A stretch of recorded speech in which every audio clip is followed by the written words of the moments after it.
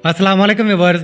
हज़रत मुआविया रज़ी अल्लाह ताला अन्हु बयान करते हैं, रसूलुल्लाह सल्लल्लाहु अलैहि वसल्लम ने फरमाया, अल्लाह जिसके साथ भलाई का इरादा फरमाता है तो उसे दीन के मुतल्लक समझ बूझ अता फरमा देता है। मैं तो सिर्फ इल्म तकसीम करने वाला हूँ, जबकि फहम अल्लाह अता करता है। हजरत अब्दुल्ला बिन उमर बिन आस रजी अल्लाह ताला अन्हु नबी सल्लल्लाहु अलैहि वसल्लम से रवायत करते हैं, आप सल्लल्लाहु अलैहि वसल्लम ने एक रोज नमाज का जिक्र करते हुए फरमाया, जिसने नमाज की हिफाजत व पाबंदी की तो वो उस शख्स के लिए रोजे क़यामत नूर, दलील और निजात होगी, और जिसने उसकी हिफाजत पाबंदी ना की तो रोजे क़यामत उसके लिए नूर, दलील और निजात नहीं होगी, और वो कारून, फिरौन, हमान और अबी बिन खलफ के साथ होगा। आज का सवाल, कितने दिनों में पूरा कुरान मजीद नाजिल हुआ? जवाब कमेंट्स करें।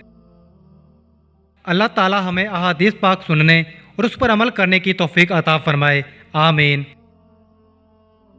मजीद इस तरह के इस्लामिक वीडियो देखने के लिए चैनल जरूर सब्सक्राइब कर लें। जज़ाकल्लाह।